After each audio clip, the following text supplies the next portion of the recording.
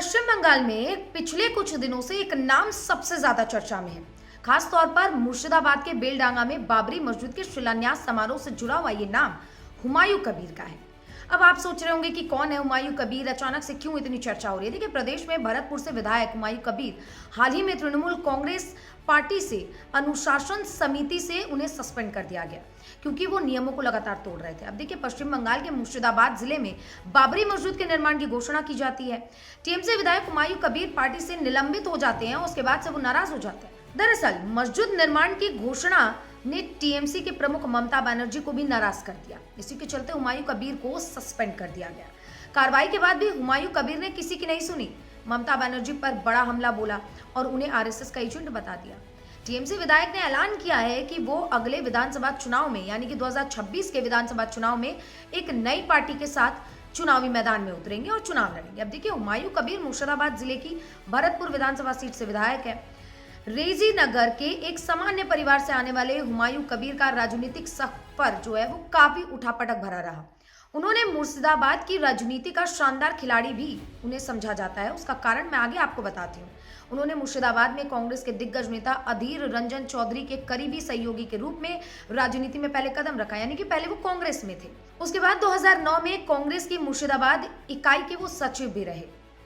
अब बात करेंगे कि हुमायूं कबीर का सियासी जो है सफर कैसा रहा। देखिए, साल 2011 में विधानसभा चुनाव में हुमायूं कबीर कांग्रेस के टिकट पर रेजी नगर से पहली बार विधायक चुने गए। साल 2012 में अधीर रंजन चौधरी के मतभेदों की वजह से वो टीएमसी में शामिल हो गए। इसके बाद विधायक पद से इस्तीफा दे दिया।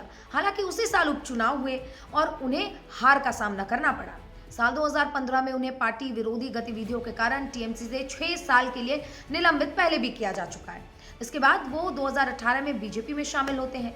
2019 में लोकसभा चुनाव में मुर्शिदाबाद से वो चुनाव लड़ते हैं लेकिन हार जाते हैं। साल 2021 में फिर से विधानसभा चुनाव होता है और वो एक बार फिर से टीएमसी में लौट जाते हैं और भरतपुर से विधायक बन जाते हैं।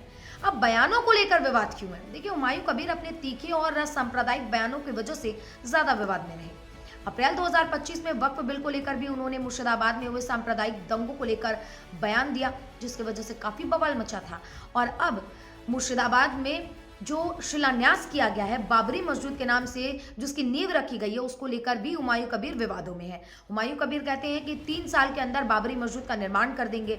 इधर बाकी की जो पार्टी है, बाकी के जो लोग हैं, वो ये कह रहे हैं कि मस्जिद का निर्माण कीजिए लेकिन उसका नाम बाबरी क्यों रखा जाना चाहिए। अब सवाल ये उठता है कि क्या बाबरी मस्जिद के निर्माण से टीएमसी को एक बार फिर से जीत मिलेगी या फिर 2026 का चुनाव और इस बाबरी मस्जिद का निर्माण टीएमसी के लिए आने वाले समय में भारी पड़ेगा, क्योंकि हुमायूं कबीर टीएमसी से ही बिलोंग करते थे।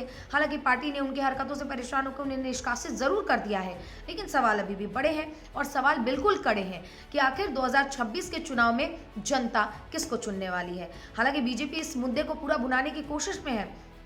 इधर बाबरी मस्जिद का शिलान्यास होता है 6 दिसंबर को और 7 दिसंबर को गीता पाठ का आयोजन भी होता है कोलकाता में, जहां पर 5 लाख से ज्यादा लोगों ने गीता पाठ किया एक साथ मिलकर। और इस कार्यक्रम का नाम भी रखा गया था लोको कंठे गीता पाठ।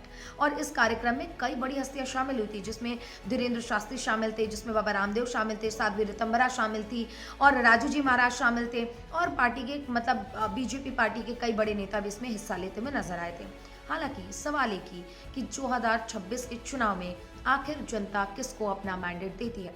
आपको क्या लगता है? कमेंट जरूर कीजिएगा।